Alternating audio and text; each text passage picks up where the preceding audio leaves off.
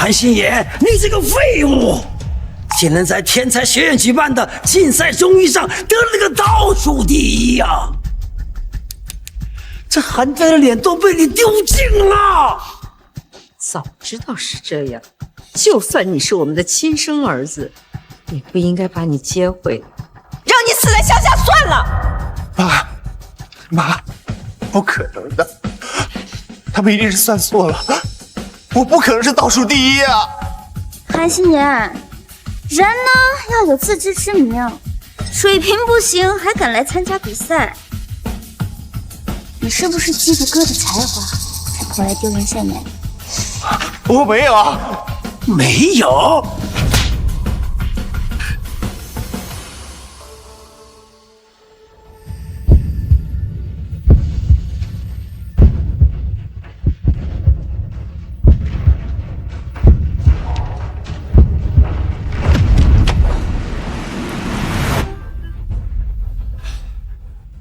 韩少爷，我很抱歉，你的胃癌已经到了晚期，现在住院还能有1年的时间，如果不治疗，恐怕连1个月都没有。没有其他办法了吗，医生？没有。既然如此，那我不治了。天才学院的比赛马上就要开始了，这是我的梦想。如果我拿了第一，我爸妈肯定也会接受我的。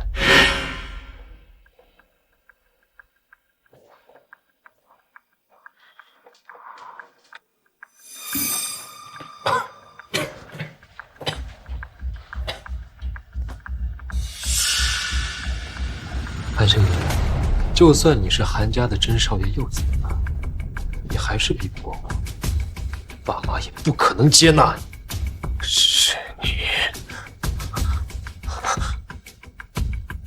是你害的我，大哥，你到现在都没有发现吗？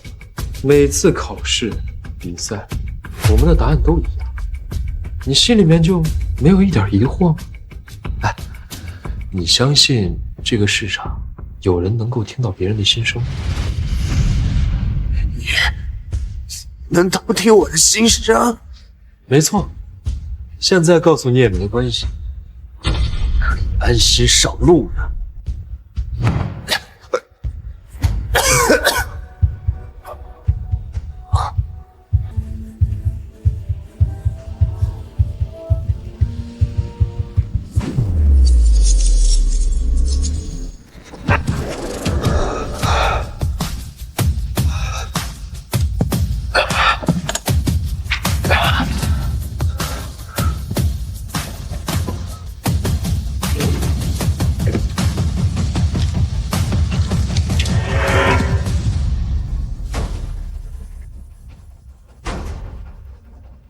我重生了，这是重生到比赛开始的那天。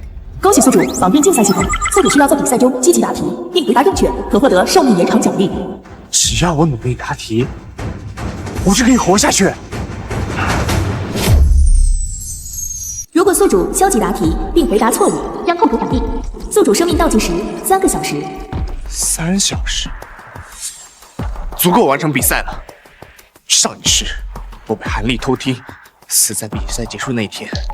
他不是喜欢偷听我的答案吗？这一世，我让他偷听成倒数第一。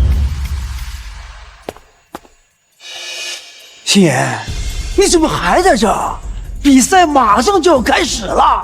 是啊，大哥，比赛马上就要开始了，你还不赶紧准备准备？准备什么？当然是比赛前的预习了。大哥，这次来比赛的可都是高手，想要成为冠军，肯定是一刻都不能松懈。韩星爷，你看看小丽，你再看看你，一点紧张感都没有。小丽学习比你好，一会儿到了比赛现场，看看小丽怎么做的，好好向她学习，听见没有？爸，你别说了，他一个乡下来的废物，能学会什么啊？别给韩家丢人就行了。废物？那待会儿我就让你看看我这个废物是怎么让这个天才输的。到时候你们韩家的面子你就在全国观众面前，你这个逆子，你胡说八道什么你？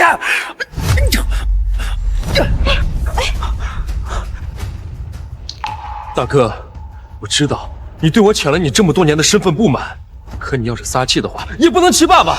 你要是有什么气，就冲我来啊！好啊。韩心妍，你竟敢打小丽，马上给小丽道歉！我凭什么道歉？刚才你们都听到了，是他让我打。你这个逆子，还在这出言不逊，不道歉是吧？好，我打到你道歉为止。韩言，比赛开始了，韩心妍、韩丽，到你们上场。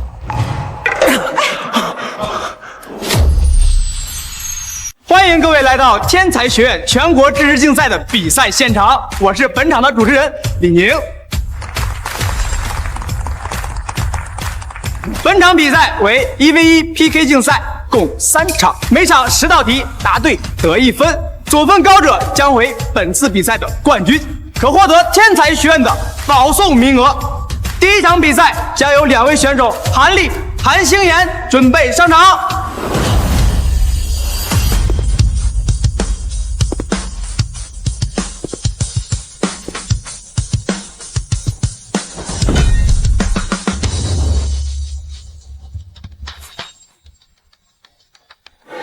今天这次比赛共3场，第一场以文史知识竞赛，每道题目有5秒钟的抢答时间，请2位选手做好准备。听说韩丽是个天才少年，16岁就已经被天才班选中了。我知道，我跟他是一个学校的。上周全国考试，他考全班第1呢。哇塞，这也太厉害了吧！韩心妍，你永远都不可能知道，你每次辛辛苦苦考的好成绩，最后会成为我的人。韩丽，这就是冠军历史人的。韩心妍，只要我一直能听见你的心声，冠军就永远不会落到我的头上。请说出4个历史上以少胜多的战役，时间范围公元前221年至公元907年。这道题考的还算简单，先热年代。是啊，只要对这段历史稍微有点研究，很轻松就能答上来。请2位选手作答。这道题让我想一想啊，拼四桥之战、贺胜桥之战、官渡之战、虎门之战，应该是4个。虎门之战、听泗桥之战、贺胜桥之战。哦，对了，还有官渡之战。回答错误。这韩丽说什么呢？她不是天才吗？这么简单的历史题都答不上来。是，之前还说他全科第1呢，这回答让人难以置信啊。是，这难道就是重点高中的学霸吗？哎，这也太水了吧！就我们班那前几名啊，都能吊打他。韩丽，你不是号称天才学霸吗？这么简单的题都能答错，难道是太紧张了？紧张到把历史都缩短了？韩星妍，你闭嘴！韩丽选手，请认真对待比赛，不要在比赛场上胡说八道。评委，我没有胡说，我那是……不行，不能说出来这些答案都是听他心声来的。都是什么？难道说这答案不是你自己想的？大哥，你怎么能这么说呢？这是比赛刚开始，我有点紧张，所以回答错了而已。韩丽选手，你的4个答案只有最后一个是对的，其余3个都是错的。现在有请韩心妍选手回答。这道题我都答错，韩心妍肯定不知道。彭城之战、赤壁之战、淝水之战、虎牢关之战，回答正确。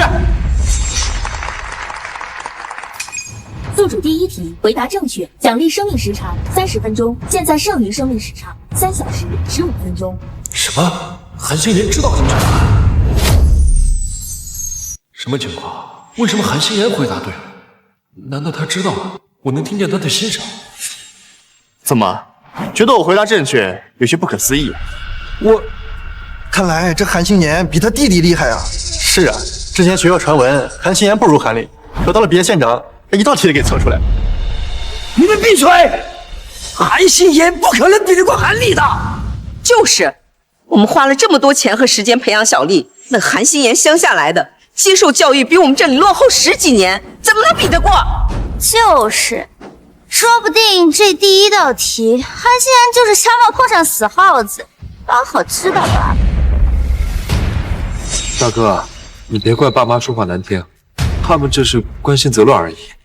我看他们就是心里不愿意承认，我一个受落后教育几10年的废物，竟然把你这个受精英教育的天才比得下去。我叫你一声大哥，你别太过分。过分！你占据了我的身份10几年，享受了10几年，我一回家，你就挑唆爸妈想把我赶出家门。韩心妍，你身体病弱，要不是韩家找医生给你治疗，你觉得你能活到现在吗？那我可真是谢谢你们，让我活到现在，还能在比赛场上跟韩立答题。大哥，我们比赛就比赛，别在这说这些没用。够了，这里是比赛现场，不是你们家，请家属安静。接下来第2道题目，请看大屏幕。我大夏历代最高规格的宫殿房梁上的5级石兽，石兽是哪石兽？这道题对选手的积累要求有点高啊。还算好，这道题主要是考察选手的知识面广泛不广泛。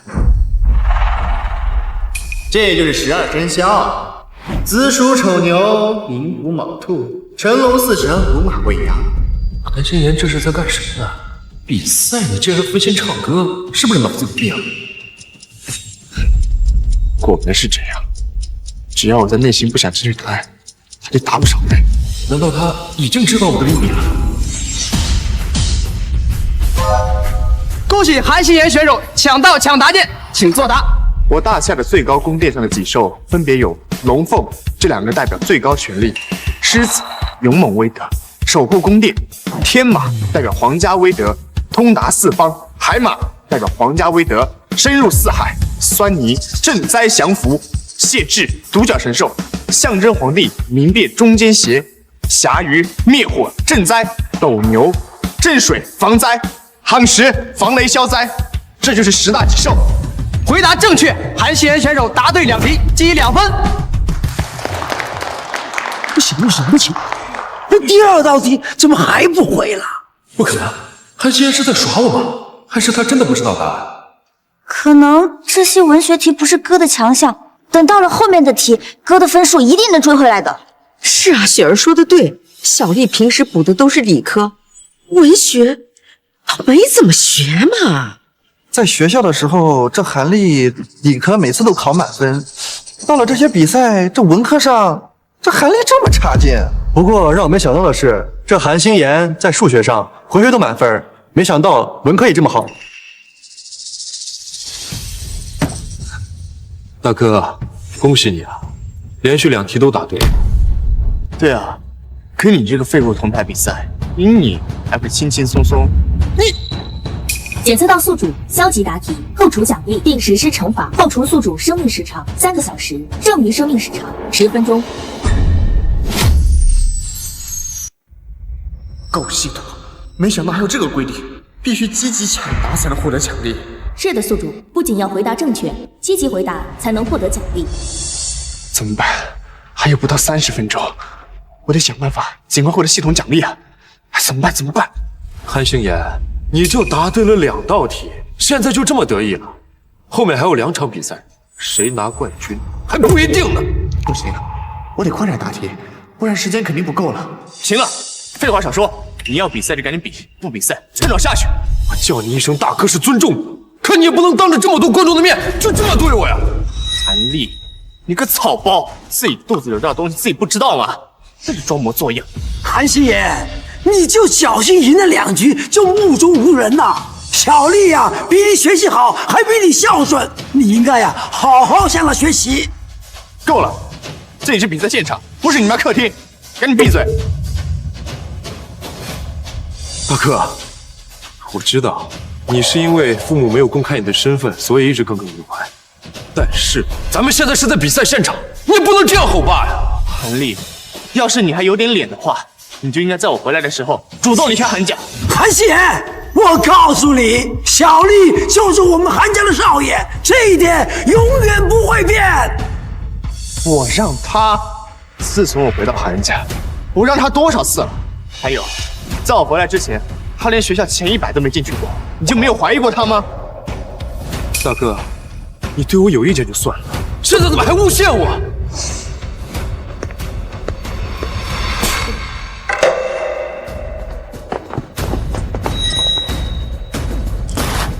警告！警告！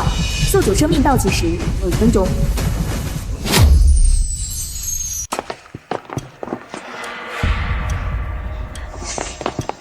小丽，你没事吧？我没事，只要让大哥出气了，我受点委屈没什么。韩心妍，你竟敢打小丽，你有没有把这个家放在眼里？有没有把我这个父亲放在眼里？还不赶紧给小丽道歉？哼！道歉？我绝对不可能跟他道歉。真是从小在乡下长大的呀，一点教养和礼貌都没有，光给家里丢脸。既然会觉得我丢脸，干嘛还叫我回来？是为了衬托你的宝贝儿子多么完美无瑕吗？韩心妍，你怎么能这样说话呢？爸妈把你接回来，就是想弥补你，让你过更好的生活。你这样说话，多伤我们的心啊！真是养不熟的白眼狼。我们供你吃穿，给你治病，养条狗都知道感恩了吧？你敢打我！提醒宿主，生命倒计时还剩3分钟，请尽快答题续命，不然宿主即将被抹杀。够了，你们赶紧下去，不然我就举报你们扰乱比赛现场秩序，取消韩丽比赛资格。你是个逆子！爸，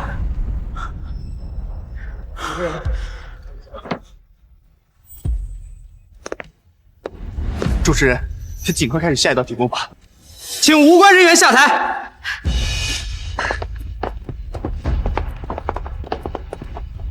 接下来是第3道题目，请看大屏幕。这个只能拼反应了，我一定要赢。 《三国演义》中望梅止渴、割须弃袍、横槊赋诗、败走华容道理是谁？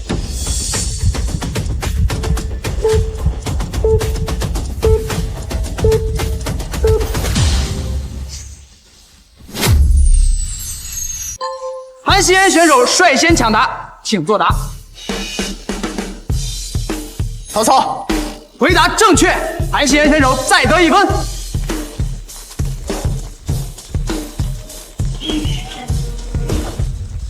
恭喜宿主答题成功，获得生命时长30分钟。希望宿主再接再厉。这几道题下来，我看韩星妍很有可能拿冠军。现在说这话太早了，还有2场比赛，等比完就知道了。韩星妍，就让你先得意一阵，一会儿我看你还能不能笑得出来。老头子，小丽和那逆子相差这么多分数，后面能追上来吗？哎呀！ 怕什么？韩心妍就答对了几道题，后面还有2场比赛了，肯定能赶得上的啊！就是，他之前在乡下的学校能拿第1，可自从进了我哥的学校，他连年级前50都没进过，有什么可厉害的？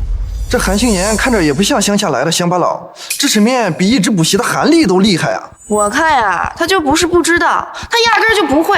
哎，你们看他往那台上一站，那局促的样子，和这旁边的韩心妍一对比啊，一眼就能看出来谁会谁不会了。大哥，你看看你，刚才那道题你都已经吐血了。比起比赛，你的身体才是最重要的。你这么拼命，对你的身体可不好。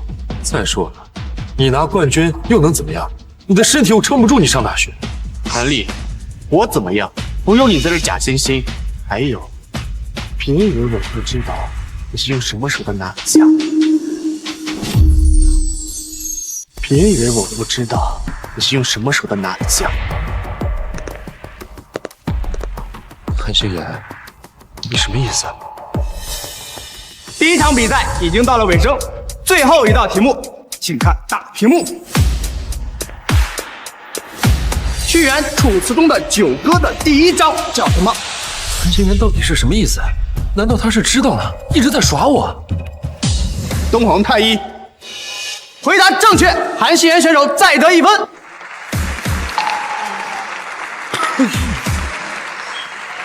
比赛结束，双方的比分已经统计完成，请看大屏幕。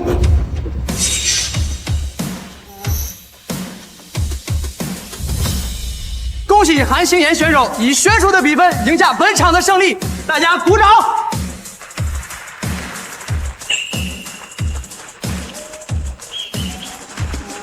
这韩星妍真厉害呀！第一场比赛就得了这么多分儿。看来韩丽第二场比赛要是追不上来，这场比赛的冠军那就是韩星妍的了。老头子，我们是不是小瞧了星妍了？难道他……妈，你说什么呢？韩星妍只是擅长这一类的题而已，这才第一场，还有后面2场呢。你要相信哥。雪儿说的对，我们要相信小丽。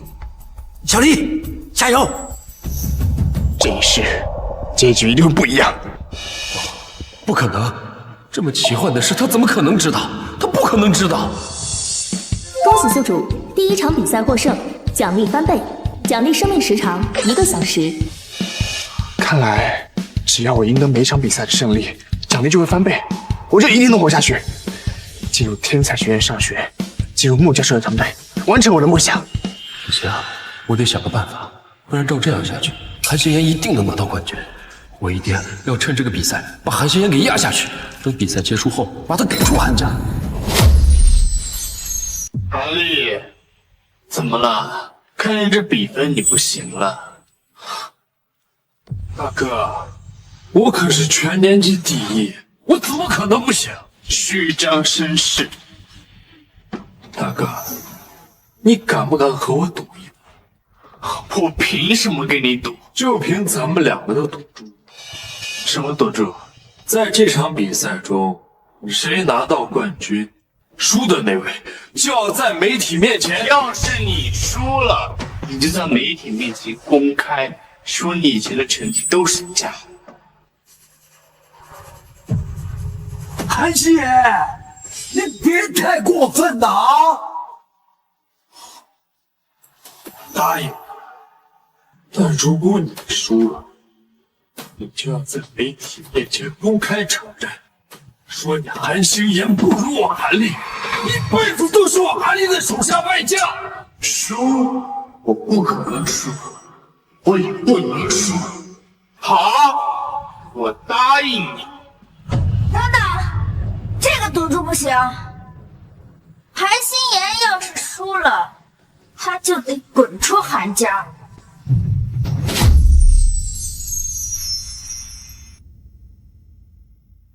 等等，这个赌注不行。韩星妍要是输了，他就得滚出韩家。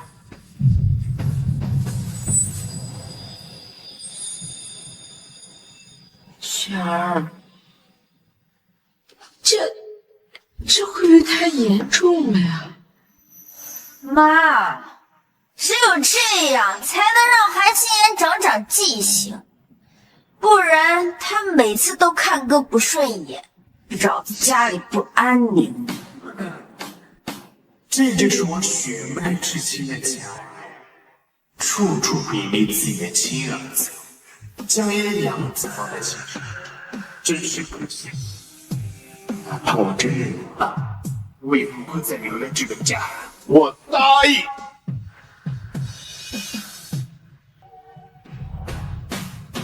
好，大哥，你到时候可以不认账。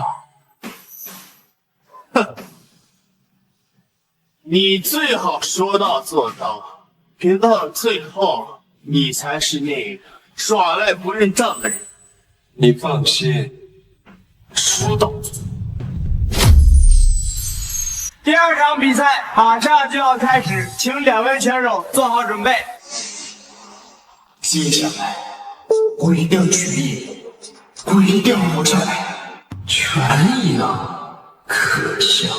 韩星妍，老天既然让我能听到你的心声，就说明这个比赛的冠军一定是我。大哥，比赛马上就要开始了，你觉得你还能赢吗？韩丽，你有功夫说废话，不如好好想一想，待会儿在记者面前怎么解释你的成绩？我之前的成绩都是靠我自己的。哥，你别在这胡说八道。谁胡说八道？你自己心里清楚。比赛马上开始了，我没工夫跟你多说。天才学院全国精英赛第2场正式开始。本场比赛以文体之竞答。第一题，请看大屏幕。中国古代的队伍中，竹竿子的角色功能是什么？警告：宿主生命时长倒计时30分钟，请宿主尽快完成任务，获得奖励，延长生命。还角色功能，这竹子就不是人的。韩星妍在说什么呢？他在搞笑吗？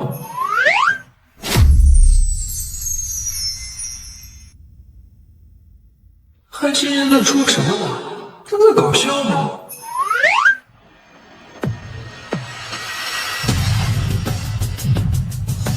恭喜韩欣妍选手抢答成功，请回答。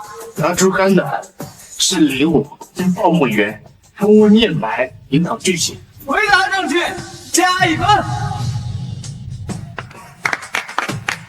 第2道题，请看大屏幕。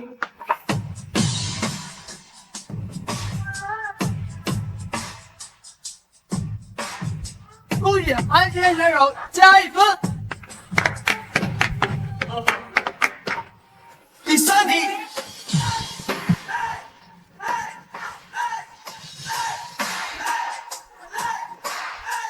第4题。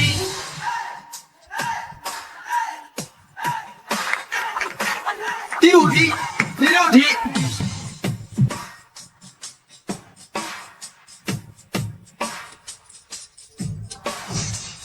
怎么回事？韩星妍为什么答题的时候脑子里想的不是答案？本场比赛已经接近尾声，接下来是本场的最后一题。恭喜宿主在本轮比赛中获得寿命时长4小时30分钟。本场比赛的最后一题，因为题目超高，奖励翻倍，可获得神秘大礼包1。本场比赛马上结束，让我们先看一看比赛场上的比分变化，请看大屏幕。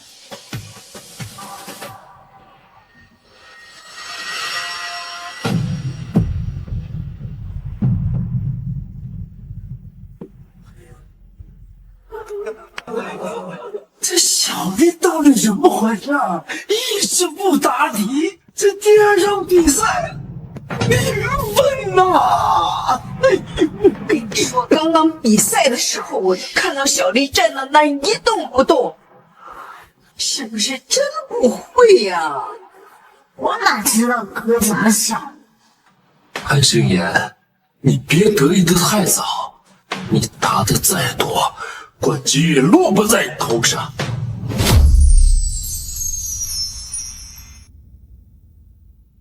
韩星妍，你别得意的太早，你答的再多，冠军也落不在你头上。因为是本场比赛最后一道压轴题，答对这一题可获得20分。接下来让我们期待一下，到底是韩丽选手得分赶超韩欣妍选手，还是韩欣妍选手一骑绝尘碾压韩丽选手？让我们拭目以待。太刺激了，这题直接决定生死啊！是啊，还是主办方会玩。哎，你们说之前韩丽不抢，是不是就是因为他知道最后这道题的分高，所以才一直不答？我就知道，我哥一直不抢答，就是等着一道题反超韩欣妍呢。没想到第2场比赛的最后一题竟然有分数加长，这道题我一定要抢答成功，这样我就可以反超韩星妍。韩丽，我都是为我们。本场比赛最后一题，抢答时间5秒钟，请看大屏幕。黑泽明的罗生门中，乔峰虎视亡灵，妻子盗贼4个版本的叙述，分别对应的是哪种电影镜头语言？糟了，这个电影没看过。韩信言真是个废物，果然靠不住。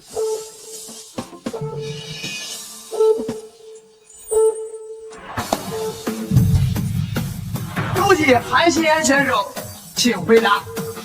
乔峰客观镜头，武士王离，第一机位仰拍，妻子特写面部扭曲，盗贼动态跟拍。回答正确，加20分。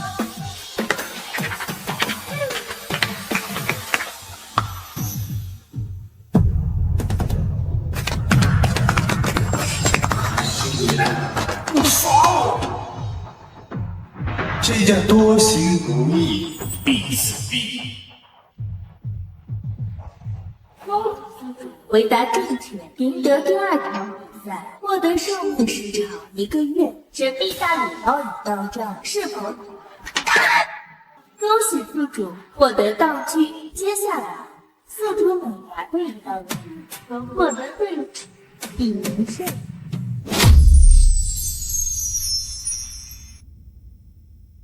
神秘大礼包与道杖是否打？恭喜宿主获得道具。接下来，宿主每拿对一道题，能获得对手1名胜。也就是说，接下来题目我只要都答对，那韩烈的寿命就可以加到我身上。是的，希望宿主力积极答题，优秀胜利。第2场比赛结束，马上进行第3场比赛。2位选手稍事休息，我们一会儿继续。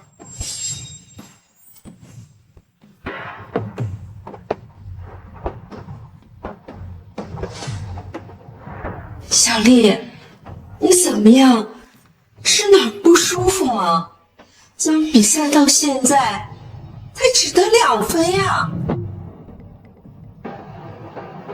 爸妈，我对不起你们，我要输了，是不是就要离开韩家了？小丽呀，你放心，妈妈绝对不会让你离开韩家的，你永远是我们韩家的少爷。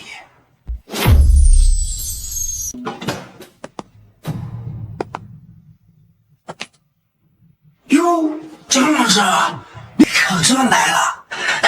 没错没错。不了，比赛一会儿就开始了，我就不做了。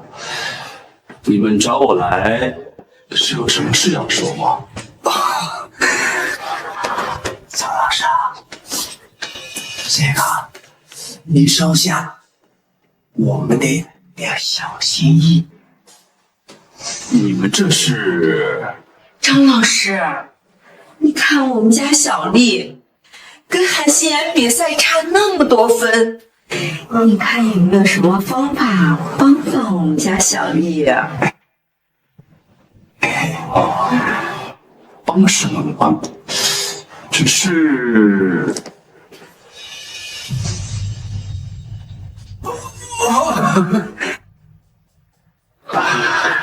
张老师，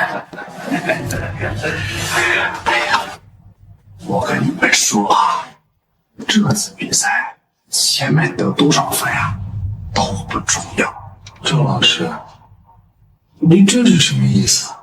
这次比赛呀，本来就是要选个好的苗子进到天才学院的天文学院，而比赛的最后一道题正是天文学院的木匠出的。只要答对那道题呀，一定能进天才学院。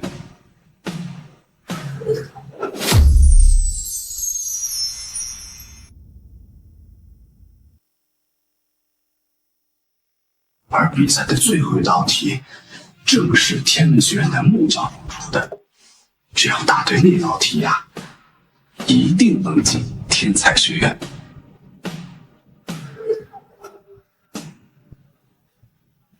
欢迎大家回来，接下来是本次比赛的第3场。虽然前2场韩信言选手比分远超韩立选手，但是这第3场也有翻盘的可能。让我们期待一下。我去，这主持人什么意思？难道说这第3场比赛还有惊喜？有可能，毕竟第2场比赛最后题，那不就是个彩蛋吗？第3场比赛是以天文知识竞答，本场比赛的题目是由天才学院天文学院的教授亲自出题。废话不多说，比赛开始。第1题，请看大屏幕。恒星的颜色主要取决于什么物理量？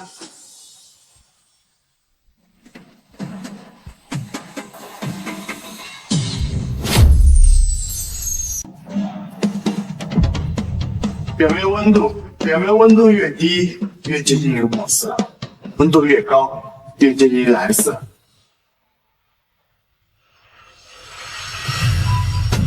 韩熙妍选手回答正确，加1分。奖励送礼，张丰毅好，韩令寿礼，结场。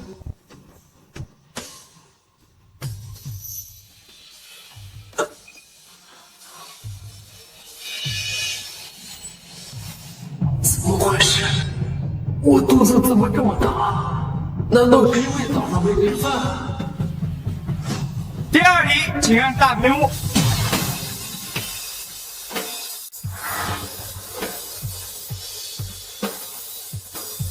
回答正确。3题。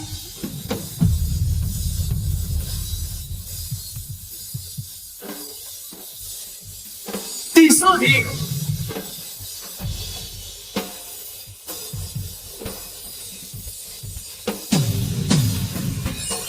回答正确。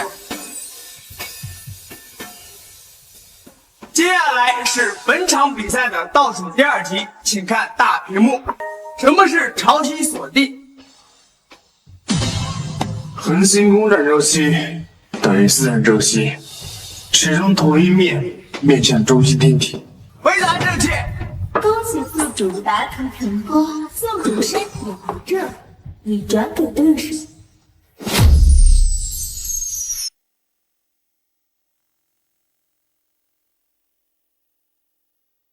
始终同一面面向中心天体。回答正确。恭喜宿主答题成功，宿主身体不正，已转给对手。秀，这怎么回事啊？这不是还没到最后一题吗？最后一道题你超高，不在系统计算范围，宿主可自行选择回答。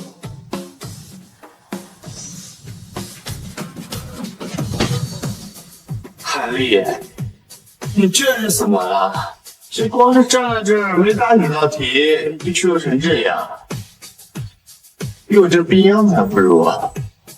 韩星妍，还是管好你自己吧。想想你都会输了，该怎么办？开什么玩笑？我怎么可能会输？你自己看看比分。你还是好好想想，等比赛结束之后，你怎么跟记者解释你的好成绩？猴子，小丽看着可难受啊，她不会有什么问题了吧？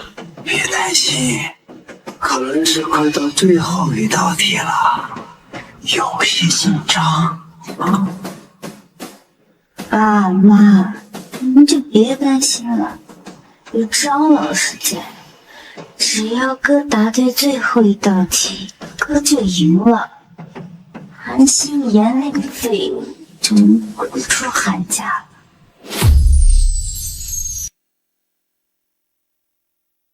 马上就到本场比赛的最后一题，也是本次比赛的最后一题。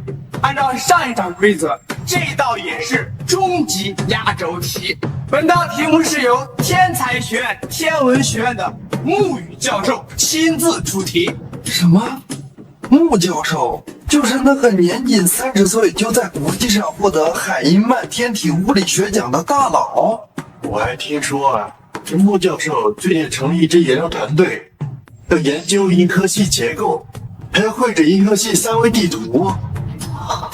这么厉害，也就是说，谁要是能答对最后一道题，就可以进入穆老师的研究团队。肯定了。穆教授，上一次因为我们无法见自由，知道自己烦死，也没人见到我这事。这一次，我一定要把握住这个机会，一定要抓住这个机会，将韩星言彻底赶出韩家。这道题谁能答对，谁就是今晚的冠军。请看大题目。在宇宙学标准模型中，导致宇宙加速膨胀的神秘组分是什么？假设一个星体哈勃常数为每秒70千米，其能量密度约占宇宙总能量密度的比例是多少？这道题目因为超纲，回答时间1分钟。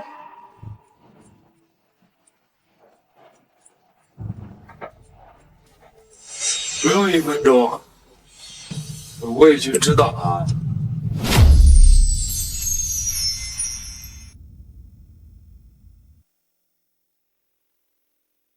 回答时间1分钟。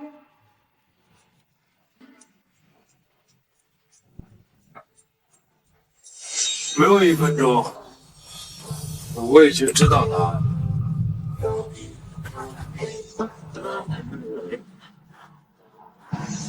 大哥，知道答案？我大哥还没有算出，那我就先替他回。既然韩立选手已经知道答案，那么请韩立选手先回答。暗能量占比约为68%。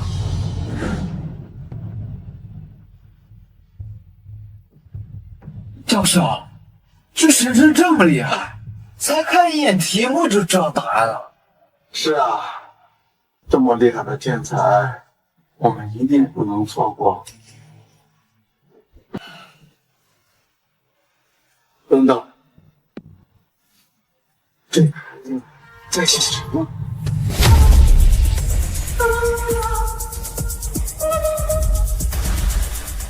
这孩子在写什么？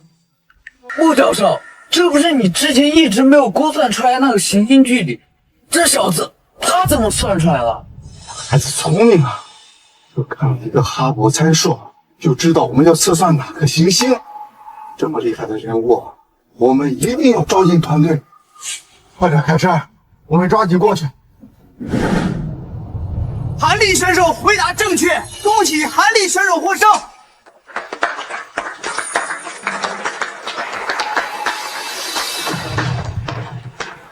我去，今天大反转啊！这谁想得到？这韩立前面一直不回答，就回答这最后一道题。厉害，真是厉害！没想到他竟然能回答对穆教授的问题。看来啊，这次韩立肯定能进入穆老师的研究团队。就是可惜韩星言了，前面回答对那么多道题，就失败在这最后一道题上面。大哥，你输了。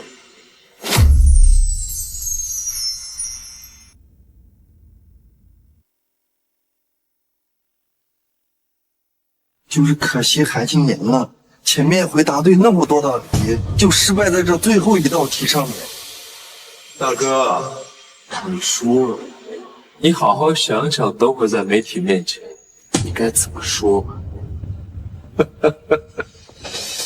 那我重来一试，还是没办法摆脱命运。本场比赛结束，获得本次知识竞赛冠军的就是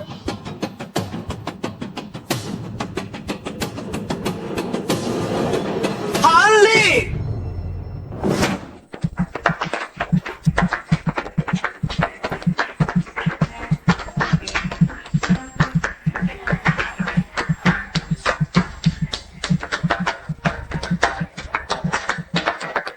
等等，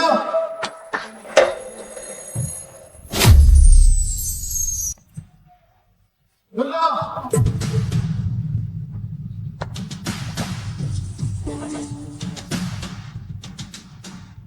穆教授，您怎么来了？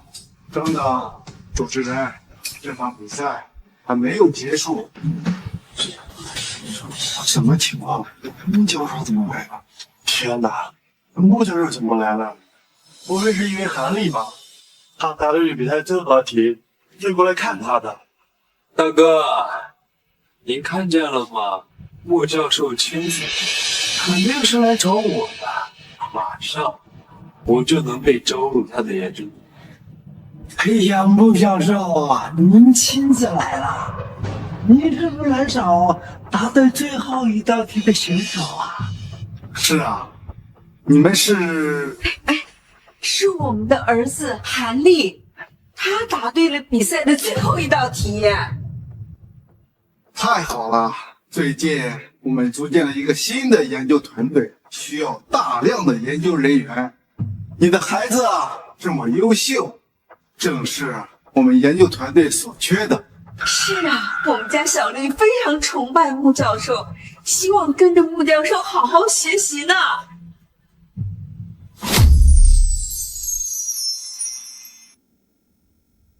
是啊，我们家小丽非常崇拜穆教授，希望跟着穆教授好好学习呢。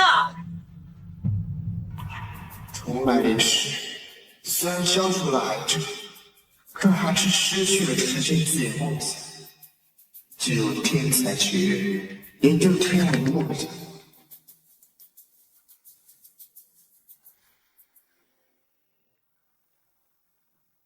大哥，虽然你是很厉害，得分也很高，但就是很可惜啊，你最后一道题失败了，与冠军韩立，你这个草包，你什么都不会，就算进了穆教授的团队拿了冠军，不到一天，你肯定会被赶出来的。我就算被赶出来又怎样？那我还是进入了天才学院。倒是你，等比赛结束之后就会被赶出韩家。不过，如果你求我的话，我还是会跟爸妈讲清，你不会被赶出韩家。不需要。哥，你快过来，穆老师找你。来了。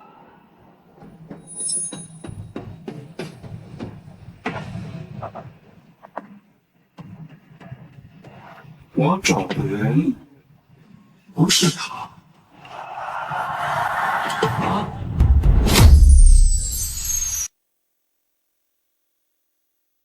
穆教授，最后一道题是我答出来的，您不是要找我吗？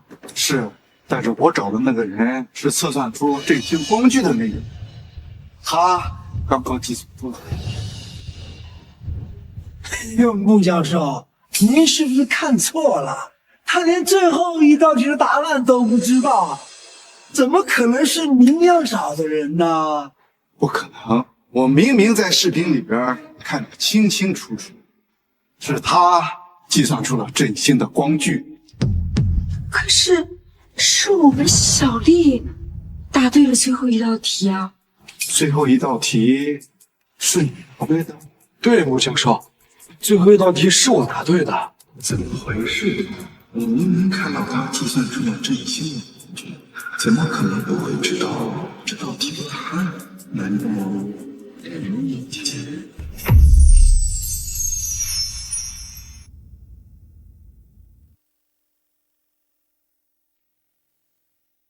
我明明看到他计算出了振兴的光矩，怎么可能不会知道这道题的答案？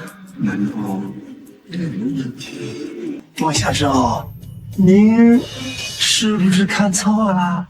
是啊，穆教授，是我们家小丽答对了最后一道题，您兴许看错了。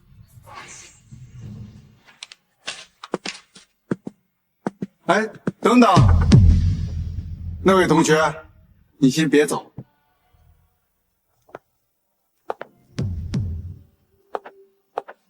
这位同学，你手里拿的什么？穆老师，这就是个草稿纸，没什么的。不是草稿。这位同学，你测算出了振兴光矩，你是怎么测算出来的？你快告诉我。穆教授，就一首废稿，有什么重要的？就是韩心妍就是一个不入流的高中生，他哪懂得什么行星光距离呀？你们给我闭嘴！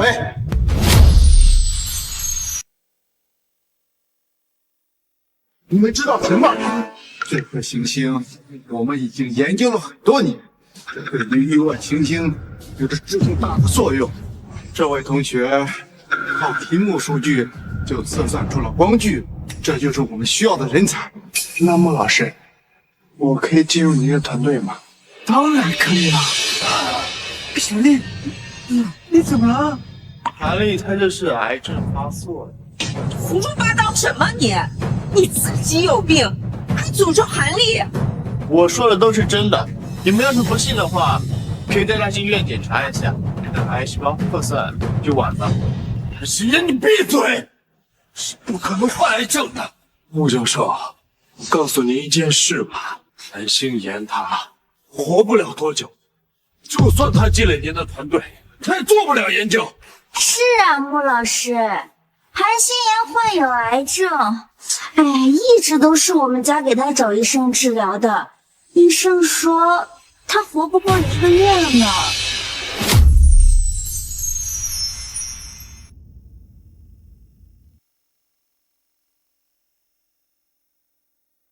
哎，一直都是我们家给她找医生治疗的，医生说她活不过1个月了呢。他们说的都是真的。穆老师，我的确有胃癌，但是我已经……穆老师，你看，他这不自己都承认了吗？他就算进了研究所也没用啊。是啊，穆教授，我们家小丽就不一样了，她答对了最后一道题，获得了天才学院的保送名额呀。是啊，我们家小丽特别优秀，如果能进穆老师的团队，一定是您的得力助手。这位同学，不好意思，这个项目需要强大的工作能力，我是怕你的身体受不住。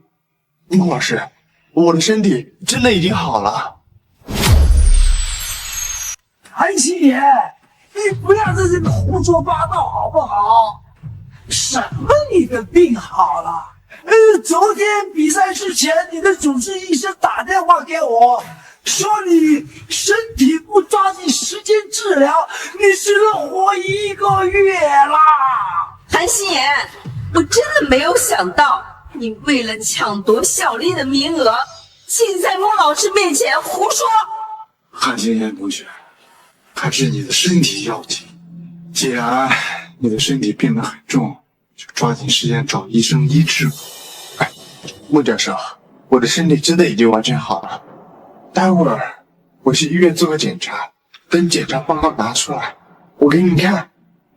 韩心妍，你为了进天才学院，也不能这么欺骗穆教授。我欺骗穆教授？你真是搞笑！你敢当着所有观众面发誓，你最后一条答案是你自己想出来的吗？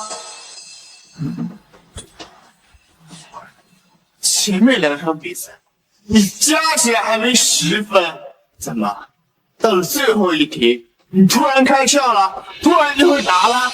韩星爷，你在胡扯什么？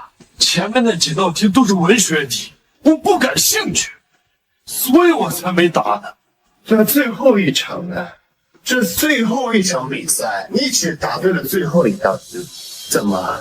难道你一早就知道这最后一场比赛，最后一道题才是关键吗？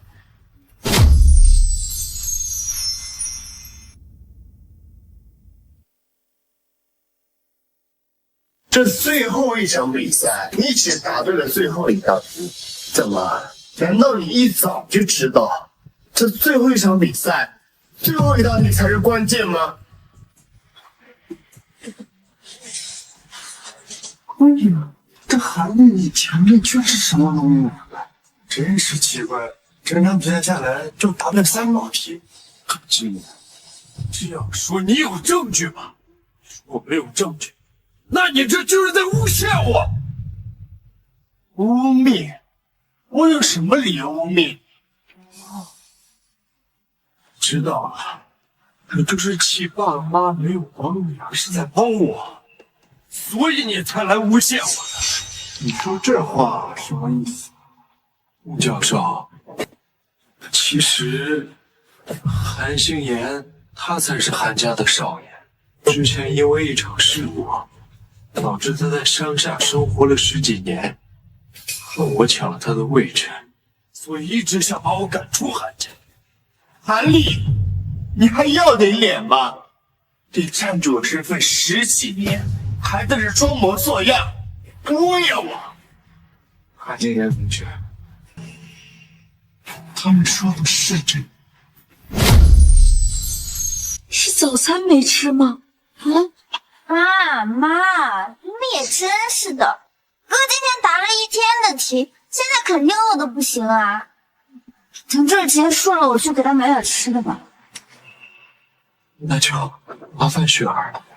两世为人，我总算看清楚，他们从始至终要的都不是一个儿子，而是一个聪明、健康、能给他们脸上增光的人。而我这个病弱的废人，连被看一眼的资格都没有。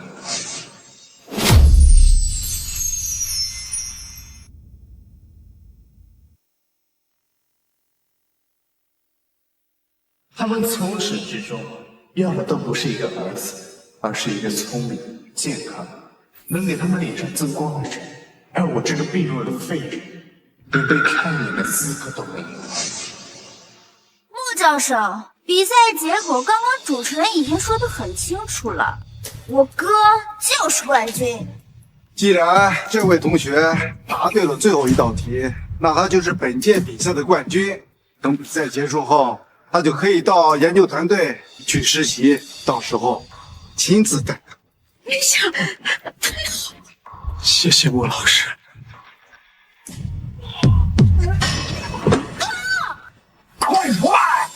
快叫救护车！快打120！小丽，小丽，你怎么了？你别吓妈妈呀！哥哥！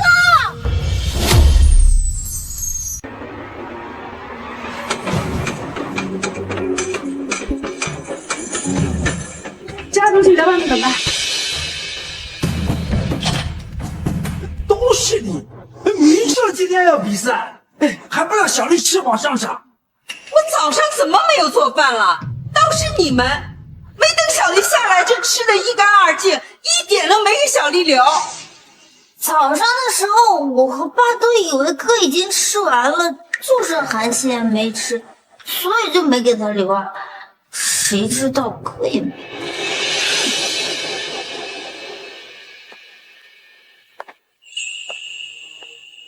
韩星言，虽然你进不了我们的研究团队，但是你的测算数据对我们来说真的很重要。你能告诉我你是怎么算出来的？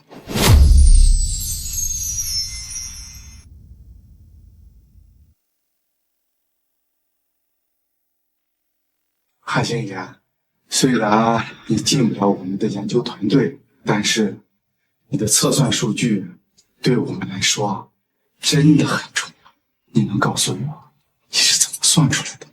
穆教授，我可以告诉你，但是能不能再给我一个机会？我可以证明我的身体真的没问题，等我检查完你就知道了。当然可以，你要是真的能证明你的身体真的没有问题，而且还能承受住研究团队的压力，像你这样的人才，我们是绝对不会放弃的。真的吗？那太好了，我这就去检查。哎，东西，臭小子，这么快，这样子像酒命。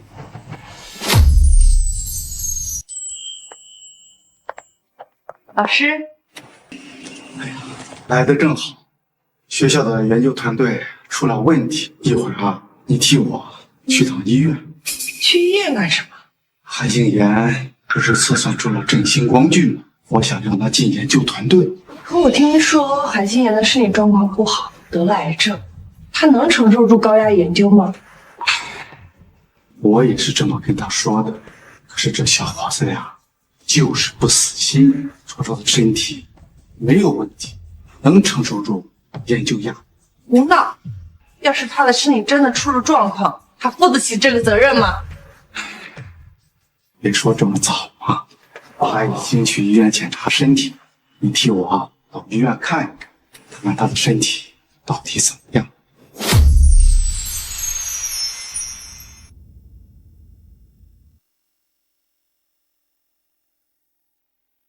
要是他的身体真的出了状况，他负得起这个责任吗？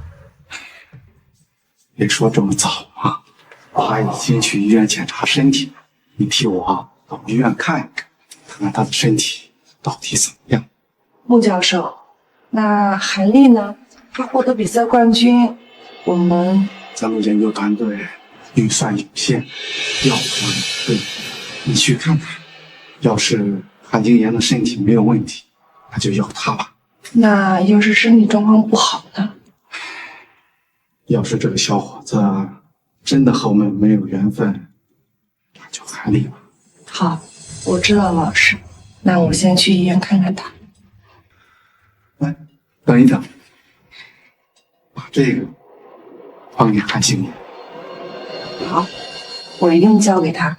那我先走了，老师。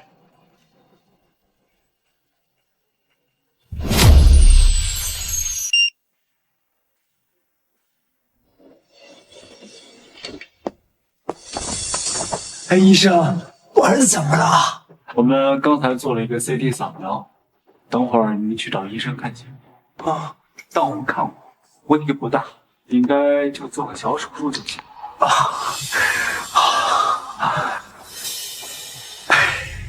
老头子，吓死我了！韩心妍那个逆子竟然说小丽得的是癌症，他那就是嫉妒，嫉妒我哥比他好，所以才说那些话诅咒我哥呢。韩心妍，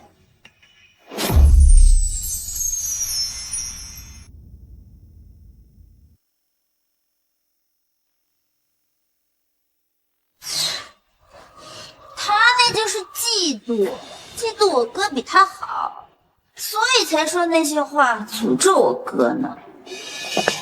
韩心妍，你在这儿干什么？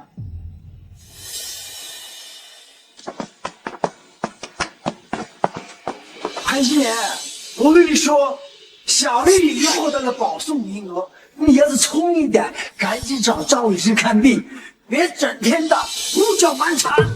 我的病已经好了，我来医院体检，穆教授说了，只要我能拿出体检报告，证明我的身体没问题，就决定给我一个机会，让我进入他们的团队。韩心妍，你这可真是不要脸啊！哦，你看到我哥进了穆教授的团队，现在就死皮赖脸的也要进去，你能不能别像狗皮膏药一样粘着不放啊？那个逆子，你敢打雪儿！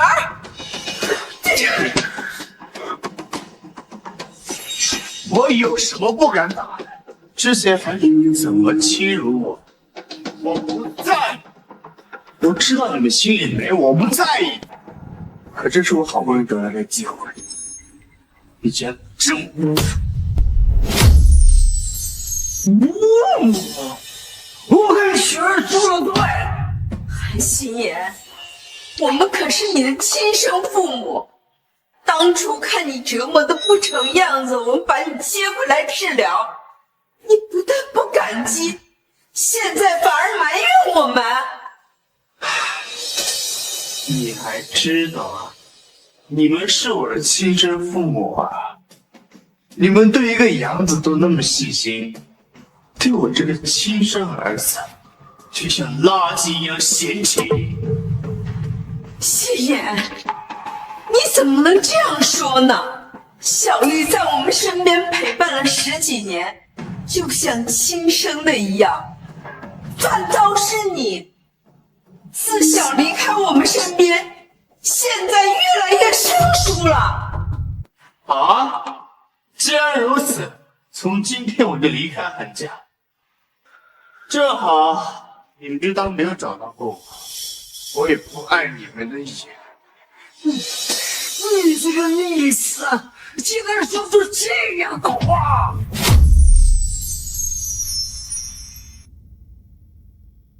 正好你们就当没有找到过我，我也不碍你们的眼。你这个逆子，竟然说出这样的话啊！怎么，我说错了吗？之前在比赛台上打赌，不就是我输了就离开韩家吗？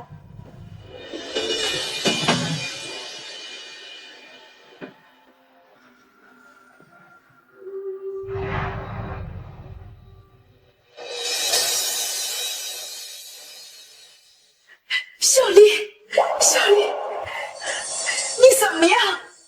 难受不难受？哎呀，小丽，你好好休息，等休息好了就去天才学院报道啊！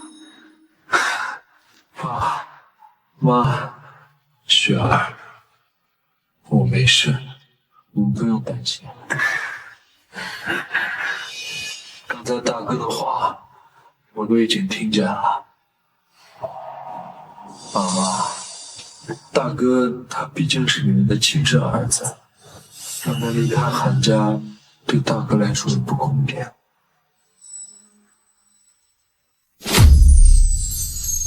哥，你心也太软了吧！韩星爷都这么说你了，你还让他留在韩家？韩丽，你不用假好心了，我也不稀罕留在韩家。大哥，怎么能这么说呢？爸妈是因为担心我，所以才对你说那样的话。你身为人子，不应该多体谅一下爸妈吗？韩星爷，你看看小丽，你再看看你，我们面对小丽，那都是有原因的。真是搞笑！你们偏疼他，不就因为你们本来就偏心吗？大哥，你不要再说了，等会儿出院了，你就在媒体面前公开道歉吧。我也会劝爸妈，让他们不要计较，你也可以继续治疗。不需要。还有大哥，如果你真的想进穆教授的团队的话，我到时候也可以跟穆教授说一说，让他给你个机会。穆教授已经跟我说了，只要我的检查报告出来，我就可以进入他的研究团。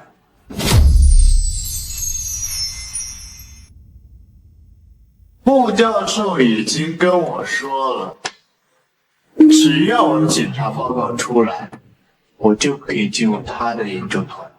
大哥，开什么玩笑？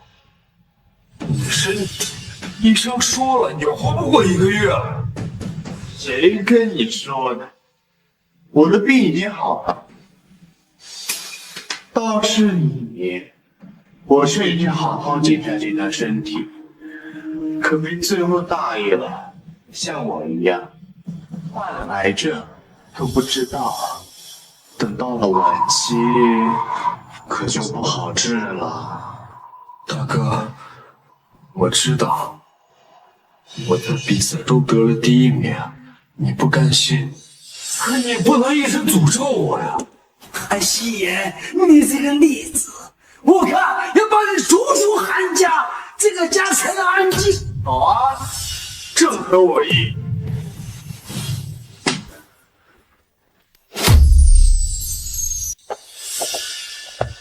你们这是干什么呢？这是医院，不是你们吵架打架的地方，让他出去呢。啊，对不起，护士，我们这就走。哎，你等等，你是不是叫韩星爷？啊，是啊，怎么了？赵医生找你，你早上出来了，跟我走吧。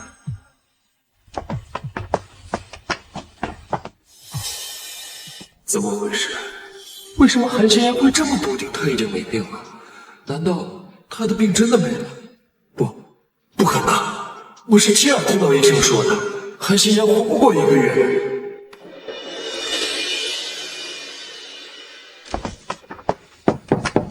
赵医生，我把韩心妍带来了。韩少爷，你来了，快坐，快坐。赵医生，要是没什么事，我就先去忙了。哎，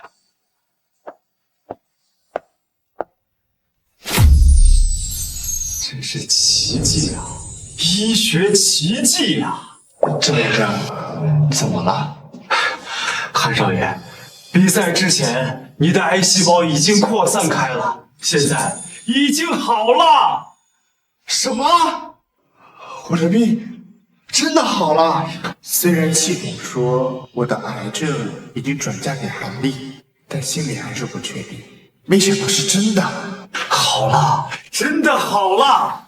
韩少爷，你究竟是做了什么才好了的？没做什么，可能是因为实现了梦想，也进了心仪的大学，所以病就好了。胡扯！哎呀，算了，既然已经好了，我就不再多问什么。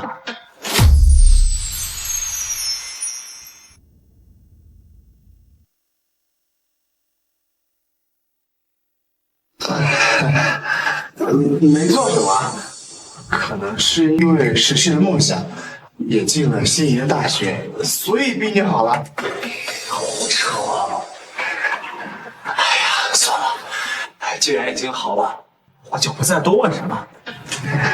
谢谢张医生，不过你之后还是要多注意吃饭了，不要再饱一顿饥一顿的。等会儿我给你开点药，你回去把药吃了，对身体好啊。知道了，谢谢张医生。要不是你一直给我治疗的话，我恐怕早就死了。哎呀，既然好了，就别再说那些丧气话了。去拿药吧。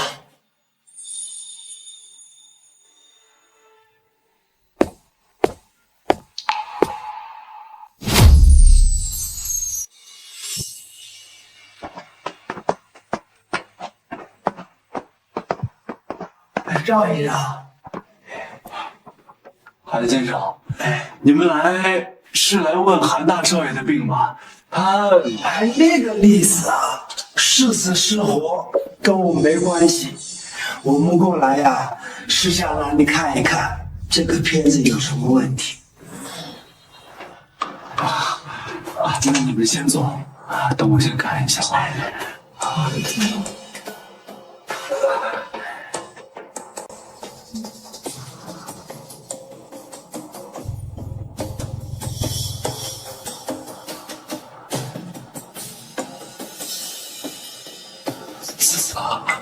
那很严重吗？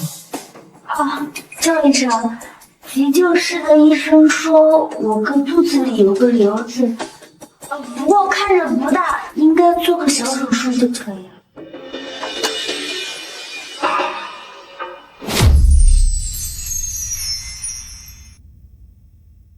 急救室的医生说我个肚子里有个瘤子，不过看着不大，应该做个小手术就可以了。看片子确实是肿瘤，只不过不确定是不是良性。这样，你们再去做一个检查。那如果不是良性，结果会怎么样？会不会伤害他的身体啊？如果不是良性，也能做手术切除，只不过会有复发的风险。妈，我还不想死，我还要去莫教授的研究团队呢。小丽，你别担心，我们一定给你找最好的医生，一定会治好你的。赵医生，麻烦你赶紧给我们开检查单吧。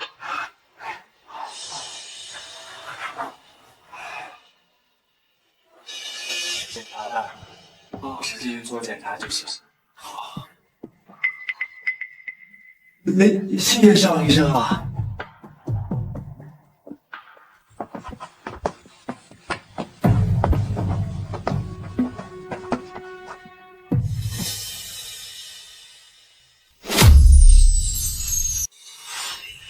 苏老师，您怎么过来了？韩先生、韩夫人，我是来找韩心妍的。韩丽同学，你有看到她吗？苏老师找韩心妍干什么？是穆教授叫我过来的，说是让我来看看她的体检报告，看她的身体状况怎么样，是否能承受住研究团队的压力。苏老师，我哥才是冠军，这个名额不应该是他的吗？苏老师，穆教授是不是弄错了？不是，是研究团队经费有限，只能进1个人。穆教授很喜欢韩心妍，说是很希望能加入我们的团队。当然，韩丽同学也不错，希望你能进入天才学院，选择自己喜欢的专业。苏老师，我是真的很想跟在穆教授身边学习，我真的没有机会了吗？也不是没有机会。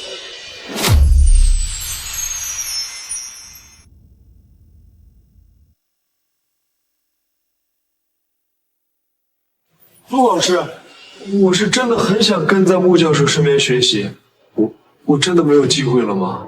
也不是没有机会。韩心妍的身体如果说实在是承受不了研究团队的压力，那你就有机会。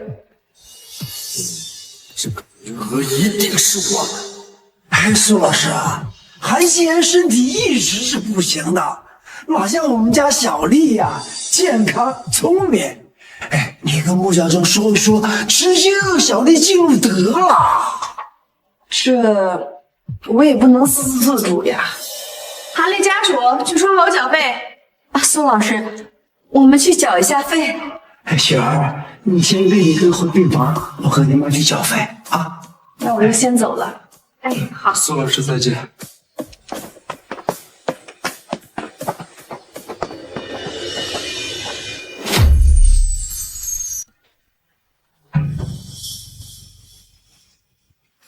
韩丽，这是你的检查单。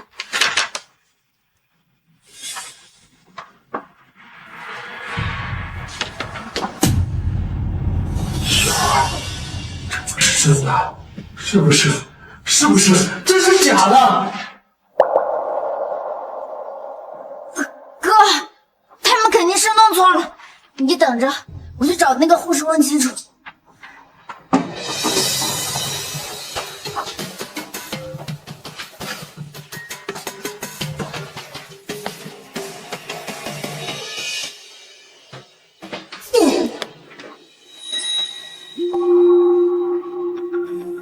韩丽，韩心妍，你怎么在这儿？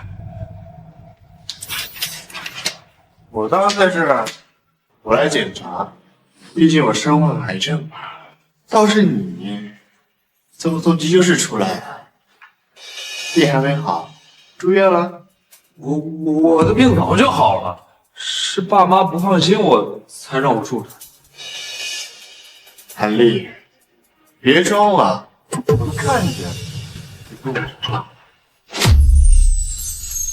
看在你的报告单上，说你得了癌症，活不久了。心妍，你闭嘴！怎么？你之前不是最喜欢说我得了癌症活不久了？现在轮到自己头上，你接受不了了吗？你看错了，这检查报告不是我的，不是我的。韩丽，别自欺欺人了，早点接受现实，早点去治疗，说不定还能多活2年。韩心妍，你得意什么？反正爸妈会给我找最好的医生。倒是你，医生说了，你连1个月都活不了。你现在不怕死啊？反正有你陪我。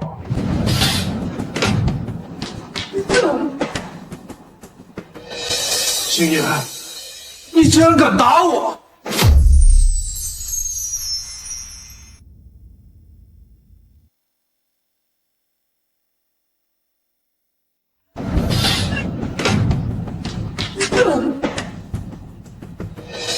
心妍，你竟然敢打我！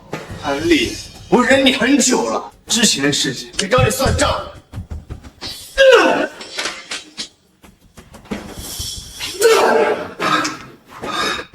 韩心妍，你给我等着，我是绝对不会放过你的！怎么，要去找你爸妈，让他们来教训我？不用我说，等爸妈回来看了，你就知道是你干的。每次都是这样，只要韩立出一点事情，他们就会怪在我身上。他们从来不问到底是不是我做的。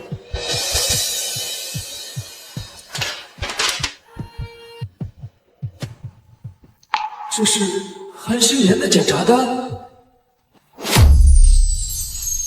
这是韩星妍的检查单，他不是快死了吗？怎么检查的结果是这样？韩立，我告诉你，现在比赛结束了，我韩星妍再回踏进韩家，等他们回来，告诉我。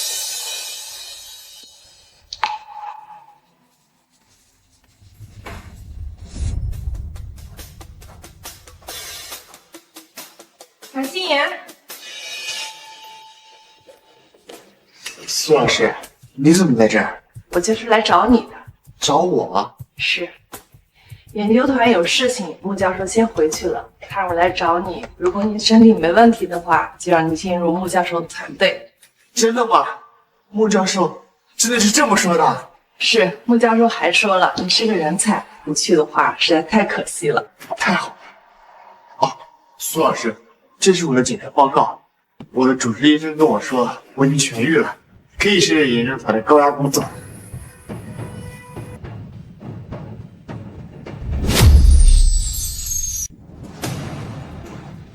韩心妍，你为了能顺利进入穆教授的团队，居然骗我！我骗你？我骗你什么了？你自己好好看看，还说自己身体好了，能承受住研究院的压力。你要是这样进去了，出了事情谁负责？苏老师，这不是我的检查报告。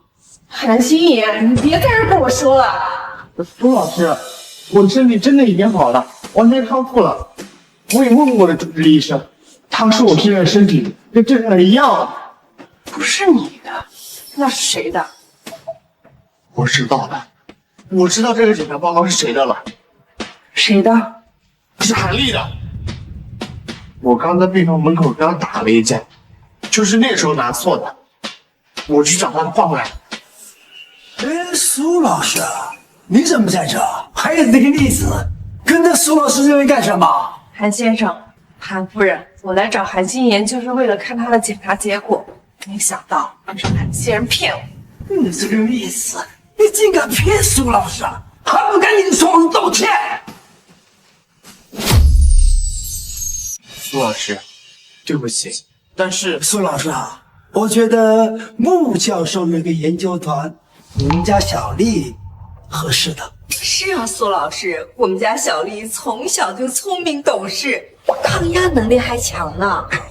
好，那我跟穆教授通个电话问问他。苏老师，这检查报告真的是韩立的，也是韩立得了癌症。你这个栗子，你胡说八道什么？是啊，韩心妍，明明得癌症的是你，怎么会是小丽呢？你试试看，苏老师接受了小丽，故意在这里诬陷小丽的。我没有诬陷他，检查报告写着呢，就是他得了癌症，不信你们自己看。这明明是你的检查报告，还在这里说是小丽的。韩心妍，他是你弟弟，你这是按的什么心呢？不是我的，这是我刚刚跟他在病房门口打架，拿错了的。什么？你这个栗子，小丽身体那么虚弱，你竟敢打她！哎，有话好好说，别打孩子呀。苏老师，你有所不知，这孩子从乡下接回来以后，处处针对小丽，天天欺负她。是啊，这孩子从小心子养歪了，脾气暴躁。你们都眼瞎了吗？明明每次都是韩丽联合韩雪儿一起欺负我，你们看到，问都不问一句，就直接说是我的错，这难道不是你的错吗？你没回来之前，家里就没这么多事儿。那叫我回来干什么？给我死在乡下啊！韩希言，你怎么能这样说话呢？你可是我们的亲生儿子啊！我看韩丽才是你们的亲生儿子吧。我来医院治疗，每次都是一个人来的。问你们，这是工作吗？韩丽她一脸擦伤你们嘘寒问暖的，有了韩丽，还要我干什么？好了，韩先生、韩夫人，韩希言说这不是他的检查单，是韩丽的。那我们找韩丽问清楚，不就好了吗？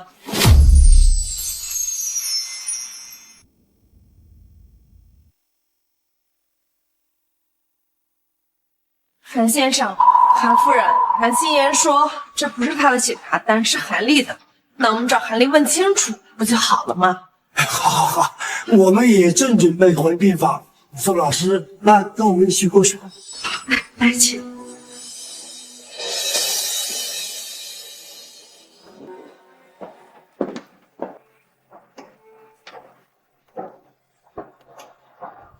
哥，我去问了护士，他们说检查单没有弄错。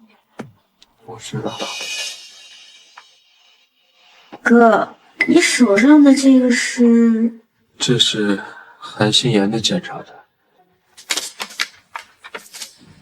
哥，你确定这个检查单是韩心妍的，不是你的？是他的。刚才我出门的时候在门口碰见他了，和他打了一架，最后走的时候拿错。什么？打架？哥，你没事吧？这个韩心妍竟然敢打你！雪儿，先不说这些了，你快看看这张报告单上是真的还是假的？我也不知道，可是比赛前赵医生给爸打过电话，说韩心妍身体不行了，让爸劝劝韩心妍，不让她比赛吗？可为什么比赛一结束，韩心妍她就痊愈了呢？难道韩心妍之前一直是骗我们的？不可能，赵医生是咱爸的好友，不可能骗咱爸的。那哥，你准备接下来怎么办？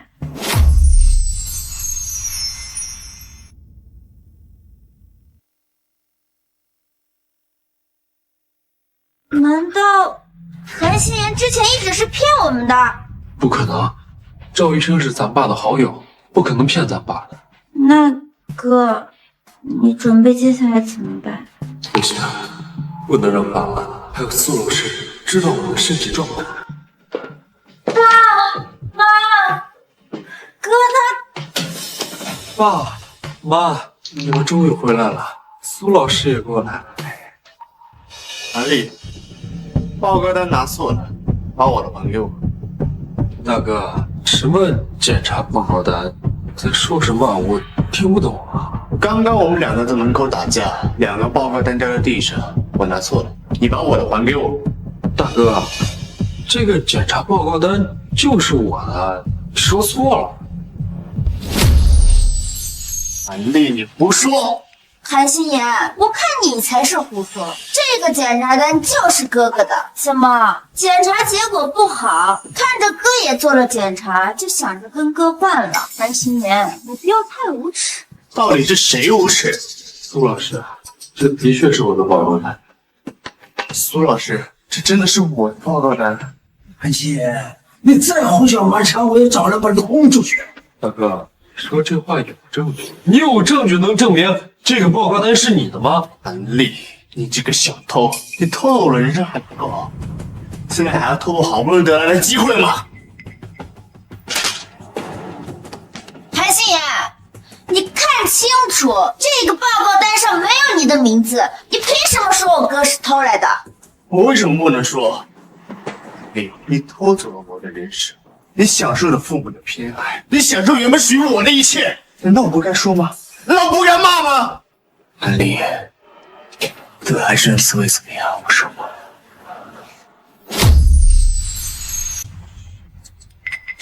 不是你做的？你猜啊？你害的我！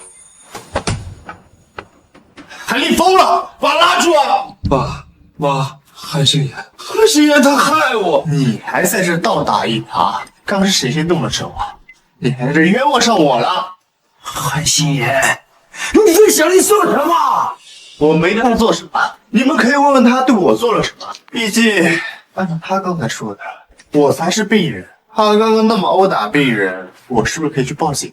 心言，我们都是一家人，就不要那么计较了嘛。你们两个都是亲兄弟，这亲兄弟打架都是闹着玩的，干嘛小题大做了啊？现在跟我说是一家人了，刚才打我的时候怎么不说呢？韩星言，既然你爸妈都这样说了，就别一直揪着不放。苏老师，我没有爸妈，他们也不是我的爸妈。韩星言，你可真是个白眼狼！爸妈把你接回来，又是给你找医生看病，又是供你上学的，你就这么对他们的？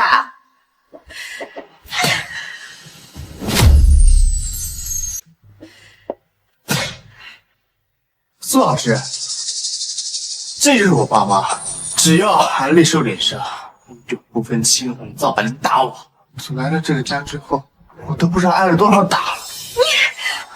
韩星言，你滚！你滚！我们再也不想看见你了。那正合我意了。从此，我跟韩家没有半分关系。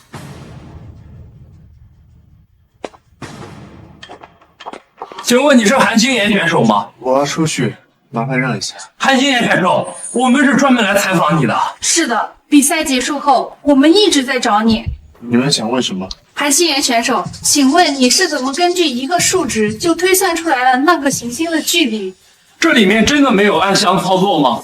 我是看到那个题目，想到我之前看的一本书，里面有提到那个行星的信息。那请问韩星言选手，这本书是什么？这本书是你自己看的，还是有人让你看的？我自己看的。我是这次大赛的评委，比赛已经结束了，选手不接受采访，而且这里是医院，请你们离开。请问评委，韩立选手前面2场比赛都没答题，是不是知道最后一道题才是关键？你们主办方是不是有人告诉了韩立选手？不可能，我们大赛公平公正，保密严格。病房里的是韩立选手吗？韩立选手，请问你前面一直不答题是不会吗？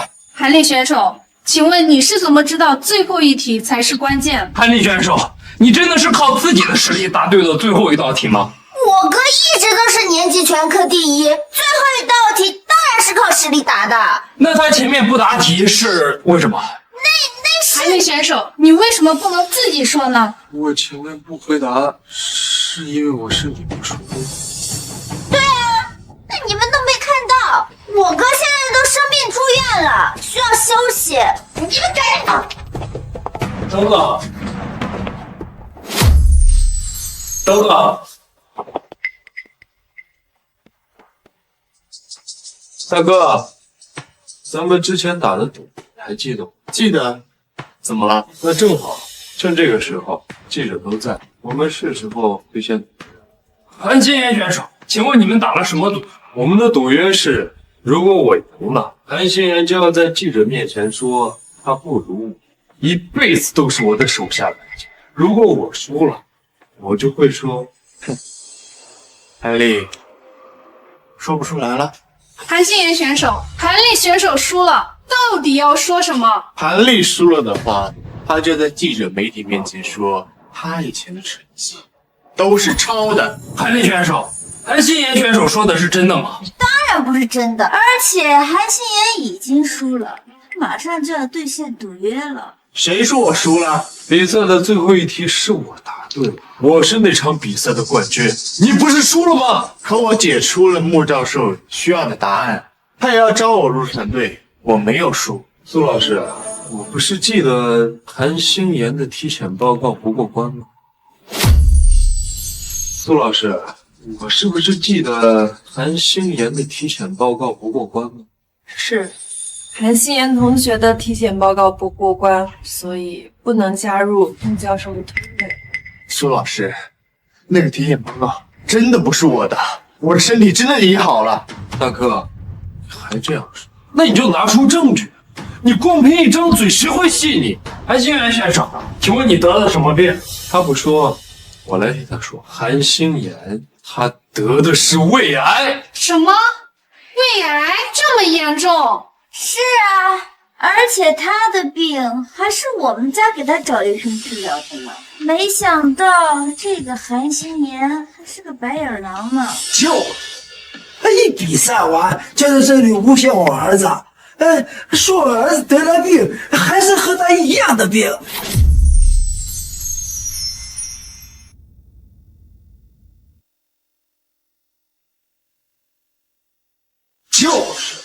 他一比赛完就在这里诬陷我儿子，说我儿子得了病，还是和他一样的病。韩星妍同学，这位先生说的是真的吗？我没有诬陷他，韩丽真的得病了。你们要是不早点治的话，他可要挺不住的。你看看他，到现在还这样说话。韩星妍，你就是嫉妒哥哥赢了比赛，才故意这样诅咒他的吧？韩星妍，你说的这些话都有依据吗？依据就是我手上的体检报告单。那张报告单不是我的，那是他韩星妍的。不信的话，你们可以问苏老师。苏老师，请问韩丽说的是真的吗？韩星妍在医院门口给我的，就是他手里的检查单，说是检查报告。不是的，我手里这个是我跟他打架，两个拿错了。大哥，你怎么还在这胡说？你在干什么？你在干什么？赵医生，您怎么来了？韩先生，这怎么回事啊？哦，这是比赛结束以后跟过来要采访的记者，毕竟我们家小丽得了大赛第一嘛。哎呀，胡闹！这里是医院，不是电视台，你们要采访，出去采访。要打扰其他别人休息怎么办？你们要是还不出去，我就喊保安把你们轰出去。赵医生，您过来是？韩丽的体检报告出来了，情况不容乐观。我在办公室等你们，看你们一直没过来，我只好不来找你们了。赵医生，我们家小丽怎么了？之前的检查报告出来了，胃里只是长了个瘤子，但是不确定什么情况。原本以为会是良性的，没想到。赵医生，你的意思说我们小丽肚子里是癌症？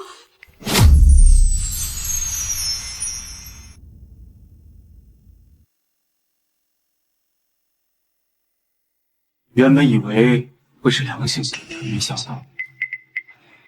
赵医生，你的意思说我们小丽肚子里是癌症？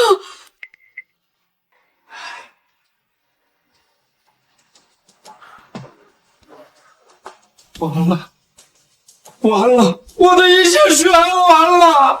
不过幸好现在发现的及时，先切除看看。如果癌细胞没有扩散的话，那就还好。但如果……啊！妈！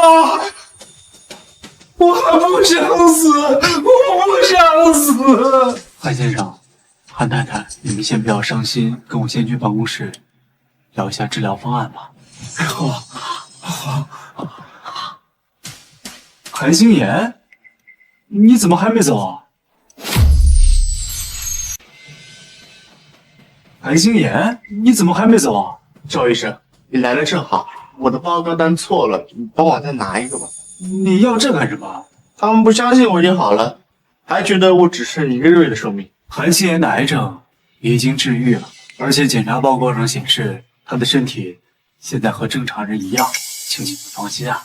赵医生，你之前不是说韩星妍得的是癌症晚期，没有治愈的可能？怎么现在忽然好了？赵医生，他的病真的好了？是啊，赵医生，要不你之前怎么治他的，就怎么治我哥呗。抱歉啊，韩先生、韩太太，癌症的治疗也就那几样。现在世界上痊愈的例子非常少，而且韩心妍的癌症也不是我治愈的，所有针对韩立少爷的病症没有任何参考意义啊。医生，那现在韩心妍的身体能承受住高压的研究工作吗？可以，他现在的身体和正常人一样。多去找医生，这段时间找。既然身体好了，就好好生活。你们跟我走吧。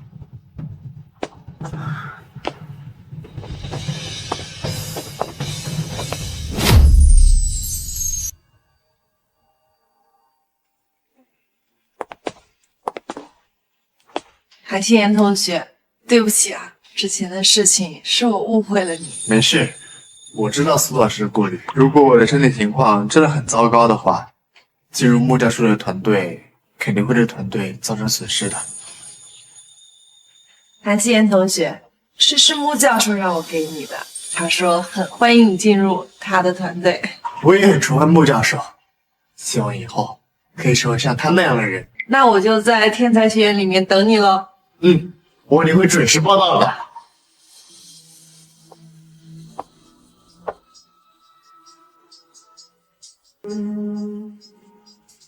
这一世，我一定要有一个璀璨的未来。